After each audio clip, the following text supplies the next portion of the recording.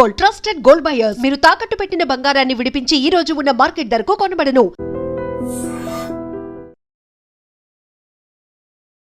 Hi hello నమస్తే, నేను మీ యాంకర్ షో. Welcome to iDream media. ఈరోజు మన ముందున్న గెస్ట్ జబర్దస్త్ అప్పారావు గారు. ఇప్పటికీ మీకు అర్థమై ఉంటుంది. ఇంత మాట్లాడి నేను గత 5-6 సంవత్సరాలు అయిపోయింది. ఈ జబర్దస్త్ విషయాలు, ఆయన కెరియర్ విషయాలు, ఇండస్ట్రీలో ఎలా నడుస్తుంది, ఏం జరుగుతుంది అని మాట్లాడుకొని కూడా చాలా రోజులు అయింది. అండ్ ఆయన ఇంటర్వ్యూలు ఇచ్చి కూడా చాలా గ్యాప్ వచ్చింది. రీసెంట్ టైమ్స్లో చాలా తక్కువ ఇంటర్వ్యూలు ఇవ్వడం జరిగింది, ఇంటరాక్షన్ అవ్వడం జరిగింది. ఆయన గురించి మనకు తెలియని విషయాలు ఆయన మాటల్లోనే తెలుసుకునే ప్రయత్నం ఏదో చేద్దాం. హాయ్ సార్, ఎలా ఉన్నారు? హాయ్ అబ్బాయి శివ, థ్యాంక్ యూ, బాగున్నా సార్.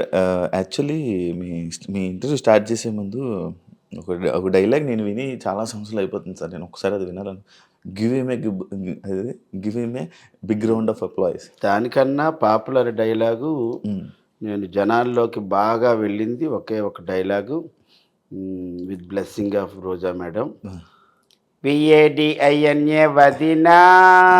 ఇది నా ఫస్ట్ జనాల్లోకి వెళ్ళింది. దాని తర్వాత మళ్ళీ అంతే గోముగా నాగబాబు గారిని BAVA బావా, ఈ డైలాగ్. ఆ తర్వాత what are you talking, give him a big round of applause. ఇది అసలు ఇంగ్లీష్ కామెడీ అంటే ఇంగ్లీష్తో కూడా కామెడీ చెయ్యొచ్చు అని స్టార్ట్ చేసింది అప్పారావు గారి దగ్గర నుంచి జనాలకి తెలిసింది. అంటే ఇంగ్లీష్తో ఇలా మాట్లాడి కూడా ఫన్ చేయొచ్చు అన్న అప్పారావు గారు ఇప్పుడు ఏమైపోయింది? కామెడీ జనాలు తెలుగు ఆడియన్స్ని ఎందుకు ఎంటర్టైన్ చేయలేకపోతున్నారు? కామెడీ జరుగుతూనే ఉంది. నిజంగా చెప్పాలంటే నేను ప్రస్తుత పరిస్థితుల్లో ఇంట్లో తక్కువ, ఇన్నోవాలు ఎక్కువ, హౌస్లో తక్కువ, బస్సులో ఎక్కువ, మళ్ళీ ఇంట్లో తక్కువ, ఇండియన్ ట్రైన్లో ఎక్కువ, ఖాళీగా తక్కువ, కారులో ఎక్కువ. నా జర్నీ జరుగుతుంది. బాగుంది. ఒక్క మాటలో చెప్పాలంటే జబర్దస్త్గా ఉంది జీవితం. జబర్దస్త్ నాకు ఇచ్చిన జీవితం 100% బాగుంది. కామెడీ ఎక్కడా తగ్గలేదు. కాకపోతే మార్పులు చేర్పులు కొన్ని జరుగుతాయి కాబట్టి దానికి మనం అడ్జస్ట్ అవ్వాలి. ఇప్పుడు ఇంకా చెప్పాలంటే నేను గ్రామీణ ప్రాంతాల్లో కూడా వెళ్ళేటటువంటి అవకాశం వచ్చింది. జబర్దస్త్ అంటే కేవలం మీడియా ద్వారా. నేను ఇప్పుడు ఏంటంటే ఒకవైపు జబర్దస్త్ చేస్తూ, మరోవైపు ఈవెంట్లు చేస్తూ, ఇంకోవైపు సినిమాలు అడపా చేస్తూ, మరొకటి నాటకం. చింతామణి నాటకంలో నేను ఒక క్యారెక్టర్ చేస్తున్నాను. అది కూడా నెలకి ఇంచుమించుగా 5 నుంచి 10 రోజులు చేస్తున్నాను. అంటే జనాల్లోకి వెళ్ళేటటువంటి ఒక మంచి అవకాశం మళ్ళీ నాకు వచ్చింది. అది నాకుగా నేను ఏర్పాటు చేసుకున్నది. మీకు మీ వర్క్ గురించి మీకు తెలుస్తుంది, ఆడియన్స్కి అయితే తెలియదు. ఎందుకంటే మిమ్మల్ని జబర్దస్త్ అనే టీవీ షోలో జనాలందరూ చూసి అలవాటు పడిపోయారు. అంటే టీవీలో కనిపిస్తారు, ఈయన బయట తక్కువ కనిపిస్తారు అనే మైండ్ సెట్తో ఉండేవాళ్ళు. అలాంటిది ఇప్పుడు అప్పారావు గారు అంటే అరే ఆయన అప్పుడు మంచి కామెడీ చేసేవారు కదా, ఏమైపోయారు ఆయన అనే క్వశ్చన్ అడుగుతున్నారు. ఆ గ్యాప్ రావడానికి టీవీలోనే కొంచెం తగ్గడం వల్లే కదా. తగ్గడం అంటే నేను జబర్దస్త్ స్టార్ట్ అయింది ఎప్పుడంటే ఫిబ్రవరి 7, 2013. నేను 1 ఇయర్ తర్వాత 2014లో ఎంటర్ అయ్యాను, with support of Shakalaka Shankar గారు. శకలక్ శంకర్ గారికి బి చిన్నకృష్ణ గారు, ఈయన దర్శకుడు, వివి వినాయక్ గారి శిష్యుడు. ఈయన కూడా 4-5 సినిమాలు చేశారు. వీడి తేడా, బ్రదర్ ఆఫ్ బొమ్మాలి, అక్షర, తర్వాత ఏమో కొన్ని సినిమాలు చేశారు. ఆయన సపోర్ట్తో శకలక్ శంకర్ గారు నాకు అవకాశం ఇచ్చారు. అదంతా కూడా ఒక మంచి జర్నీ. 2014 నుంచి ఆయన మానేసిన దాకా అద్భుతం. ఆ తర్వాత నాకు ఇంకో సెకండ్ జానర్ ఎక్కడంటే రచ్చరవి గారి దగ్గర. ఈ రచ్చరవి గారి దగ్గర పుట్టిన డైలాగులే ఈ వదిన అనేటటువంటిది, బావ అనేటి. నేను బాగా పాపులర్ అవ్వడానికి శకలక్ శంకర్ దగ్గర అద్భుతమైనటువంటి నాకు సపోర్ట్ దొరికింది. బాగా జనాల్లోకి వెళ్ళాను. అప్పుడు వరకు ఎవరో శకలక్ శంకర్ టీంలో పెద్ద ఆయన అనేవారు, కానీ తర్వాత ఇతను అప్పారావు వైజాగ్ ఆర్టిస్ట్ అంట, అది వచ్చింది. రచ్చరవి దగ్గరికి వచ్చినప్పటికల్లా నాకు కొద్ది స్పాన్ ఎక్కువ వచ్చి నేను లేడీ గెటప్లో ఉండడం, ఎక్కువ లేడీ గెటప్ చేశాను. అలా నాకు బాగా పాపులారిటీ వచ్చింది. తర్వాత మళ్ళీ రచ్చరవిసి ఆయన మానేసి సినిమాల్లోకి వెళ్ళిపోయాడు. ఆ తర్వాత మళ్ళీ నేను బుల్లెట్ భాస్కర్ టీంలోకి రావడం, అక్కడ కూడా మంచి పేరు వచ్చింది. తర్వాత మళ్ళీ నేను కమ్ బ్యాక్ టు పంచప్రసాద్, నాటి నరేష్ టీంలో చేశాను. అక్కడి నుంచి మళ్ళీ బుల్లెట్ భాస్కర్ టీంలోకి వేశారు. దాని తర్వాత నేను సోలో టీం లీడర్ అయ్యాను. దాని తర్వాత చలాకీ చంటి గారి టీంలో వేశాను. అంటే మీది యాక్చువల్ చెప్పాలంటే ఇలా టీమ్స్లో కామెడీ చేస్తున్నప్పుడు చాలా బాగుండేది.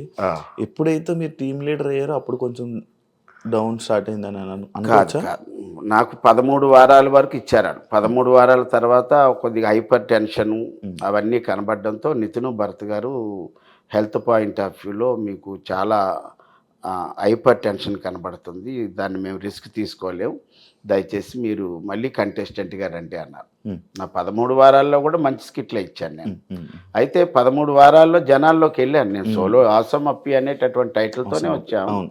సరే, ఇంకా డైరెక్టర్లే మనకు ఒక అవకాశం ఇచ్చారు. డైరెక్టర్లే నాలో ఉన్న ఒక హైపర్ టెన్షన్ గమనించి వద్దండి, మీ ఏజ్ ఫ్యాక్ట్లో మీకు రిస్క్ ఉంది కాబట్టి వద్దు అనగా నేను కూడా వారి మాటని నేను గౌరవించి వెనక్కి వచ్చాను. సరే, మీకు ఇంకొకటి లేడీ గెటప్లోనే బాగా మీకు ఇది కదా సార్, మీ మాటలు కానీ మీ కామెడీ కానీ ఎక్కువ లేడీ గెటప్లో పండేది కదా. లేడీ గెటప్ ఒక్కటే కాదు, ఇప్పుడు మీరు అన్న ఇంగ్లీష్ మాటలు కూడా ఇంగ్లీష్ మాటలు. లేడీ గెటప్ నాకు ఎక్కడ ప్లస్ అయిందంటే, ఇప్పుడు ఉన్నటువంటి ఆల్ లేడీ గెటప్స్ అందరూ కూడా ఇంచుమించుగా ఒక 25 లోపు అందరూ పిల్లలే, 25 ఏళ్ల వయసు వాళ్ళే. వాళ్ళ వాయిస్లు అన్నీ చాలా క్యూట్ అండ్ స్వీట్గా ఉంటాయి. వీళ్ళందరిలోకి నేను శారీ కడితే ఒక ఆంటీ లాగా అలా కనబడేవాడు. దానివల్ల నాకు కొద్దిగా సపరేట్ ఐడెంటిటీ వచ్చింది. ఇప్పుడు కొమరంకి ఎలాగైతే ఒక తెలంగాణ మాండలికంలో ఎలా వచ్చిందో, నాకు సపరేట్ ఐడెంటిటీ ఏంటంటే ఒక ఆంటీలా కనబడతాను. నేను లేడీ గెటప్ వేస్తే చాలా శ్రద్ధ తీసుకుంటా. అంటే ఈవెన్ ఈ ఎయిర్ దగ్గర నుంచి విగ్ దగ్గర నుంచి అన్ని జాగ్రత్తలు తీసుకుంటాను. ఎవరు ఒక చిన్న మాట అనకూడదని పెడతా. అది నాకు ప్లస్ అయ్యింది. జబర్దస్త్ అప్పారావు గారు అంటే ఈగోయిస్ట్ పర్సన్. ఎవరి దగ్గర తలదించరు. ఎప్పుడు నేను ఇలా ఉండాలి అంతే, నా పొజిషన్ అంతే, నేను ఎవరి దగ్గరికి ఎందుకు తల ఉంచాలి, ఎవరి దగ్గర ఇలాంటి పర్సన్ అని విన్నాను. అది నిజమా? ఈగో అనే మాటే లేదు నా జీవితంలో. ఈగో ఉంటే నేను ఇప్పుడు 450 సినిమాలు చేశా. 450 సినిమాలు చేశా. ఇప్పుడు 2000 నుంచి ఇప్పటి వరకు చూసుకుంటే. ఈగో ఉంటే నేను చాలా ఇదిగా ఉంటా, అది లేదు నా దగ్గర. నేను ఎందుకంటే బేసిక్గా నేను స్టేజ్ నుంచి వచ్చాను కాబట్టి ఆ ఈగో అనేటటువంటిది నా నరాన ఉండదు. నేను కామన్ మ్యాన్ లాగా ఉంటాను. రెండోది ఏంటంటే అందరితో కలిసిపోయి ఉంటాను. జబర్దస్త్లో నాకు పెద్ద ప్లస్ పాయింట్ ఏంటంటే, ఒక సాధారణ కంటెస్టెంట్ దగ్గర నుంచి ఒక team leader, super team leader వరకు నన్ను బాబాయ్ అనిపిస్తుంది. ఇంకా అంతకంటే మనకు గౌరవం ఉంది శివ. అది ఈగో ఉంటే నేను ఏ టీంలోనూ కూడా చేసేవాడిని కాదేమో. నన్ను చాలామంది బాబాయ్ నువ్వు ఈ స్కిట్లో ఈ క్యారెక్టర్ అయితే బాగుంటుంది బాబాయ్, నువ్వు రా బాబాయ్ అన్న సందర్భాలు కూడా చాలా ఎక్కువ ఉన్నాయి. అది చంద్ర గారి టీంలో చేశాను, అలాగ అడిగితే అవినాష్ టీంలో చేశాను, సుడిగాలి సుధీర్ టీంలో చేశాను. ఒక హైపరాది టీంలోనే చేయలేదు, కానీ అంటే అప్పుడు మేము ఎక్స్ట్రా జబర్దస్త్లో ఉండేవాళ్ళు. వాళ్ళు జబర్దస్త్ కాబట్టి అవకాశం లేదు. బట్ అన్ని టీముల్లో నన్ను గౌరవించారు, పిలిచారు. ఈగో అనేటటువంటిది ఈ అప్పారావు ఒంట్లో ఎక్కడా లేదు, ఉండదు కూడా. అలాగే ఇంకో డౌట్ ఉండే, ఈ ఉంగరాలు అవన్నీ పెడతారు కదా సార్, ఏంటి సార్ అది? ఇది అందరూ సెంటిమెంట్ అనుకుంటారు, కానీ సెంటిమెంట్ ఏం కాదు. నాకేంటంటే వేళ్ళకు ఉంగరాలు ఉండటం ఇష్టం. నా టార్గెట్ ఇంతకుముందు చెప్పాను చాలా ఇంటర్వ్యూలో, నాకు 100 తులాల బంగారం ఒంటి మీద వేసుకోవాలి, అది నా కోరిక. అలాగని నేను ఎక్కడికి వెళ్ళినా ఈ ఉంగరాలన్నీ కొని పెట్టుకుంటాను. మన స్టేజ్ మీదకి వెళ్ళిన తర్వాత అప్పారావు చూడడానికి రావాలి, అప్పారావుతో ఫోటో దిగడానికి రావాలి, అప్పారావు హాస్యం ఉండడానికి రావాలి, అంత బాగా తయారవుతాం. ఒక పెళ్ళిళ్ళు అలాంటివి ఉంటే నేను ట్రెడిషనల్గా తయారవుతాను, ఒక షాల్ వేసుకొని. అదే కాలేజీ ఫంక్షన్ అంటే బ్లేజర్ వేసుకొని మంచి కళ్ళజోళ్ళు ఇవన్నీ పెడతాను. ఆయా ప్రోగ్రామ్కి సంబంధం అంటే మనల్ని వాళ్ళు డబ్బులు ఇచ్చి పిలిపిస్తున్నారు.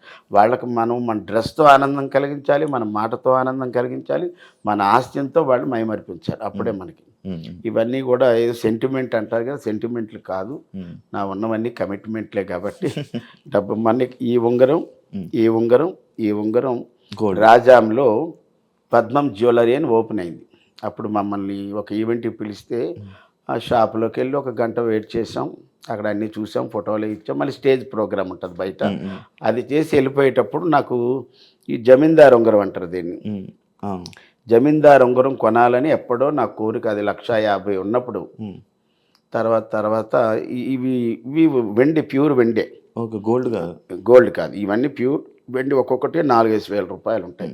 వాళ్ళు ఇచ్చిన డబ్బుల్లో నేను ఇంచుమించుగా ఒక డిస్కౌంట్లు అన్నీ పోయి నాకు మీద అభిమానంతో ఒక 8,000 రూపాయలకి ఈ 3 ఉంగరాలు ఇచ్చారు. కాదు సార్, మీరు బాగానే సంపాదించారు, బాగా ఈవెంట్లు చేస్తారు, మీరు జబర్దస్త్లోనే చాలా సంవత్సరాలు చేశారు. ఆ డబ్బంతా బంగారం ఉంటుంది కదా సార్, కొనుక్కోలేదు? ఉన్నది బంగారం లేదని అంటాం లేదు, కానీ ఉంది. కానీ నేను ఇప్పుడు బయట ఈవెంట్లకు వెళ్ళినప్పుడు ఏంటంటే మనకి ఎక్కువ క్రౌడ్ వచ్చి ఎవరి పనుల్లో వాళ్ళు ఉంటారు. ఆ పని మీద వచ్చేవాడు కూడా ఆ పని మీద ఉంటాడు. అలాగే మొన్న ఒక రోజు 8 days చేసేటప్పుడు ఇక్కడ మండ చైన్ ఉండేది, పోయింది. బ్రేస్లెట్ రీసెంట్గా ఒక 1.5 year అయింది, బ్రాస్లెట్ పోయింది. పోతే అప్పటి నుంచి నేనే 1 gram గోల్డ్ ఇవన్నీ పెట్టేసుకున్నా. ఏదైనా బంగారం ఉంటే గింటే ఇంట్లో పెట్టి ఏదైనా ఫంక్షన్లకు వెళ్ళినప్పుడు రిజర్వ్డ్గా ఉండేటక్కడ ఎక్కువ జనాలు లేని దగ్గర ఏదో ఒక 5 తులాలు 10 తులాలు వేసుకొని అలా వెళ్ళి కనబడి వచ్చేస్తుంటుంది. ఈ బ్రాస్లెట్ పోయిన దగ్గర నుంచి నాకే భయం వేసింది. ఇంకెవరు ఇప్పుడున్న రేట్లకి ఇంకా భయం. చాలా భయం వేసి వదిలేసా. చైను ఉంగరాలు 2-3 ఉన్నాయి, పర్వాలేదు.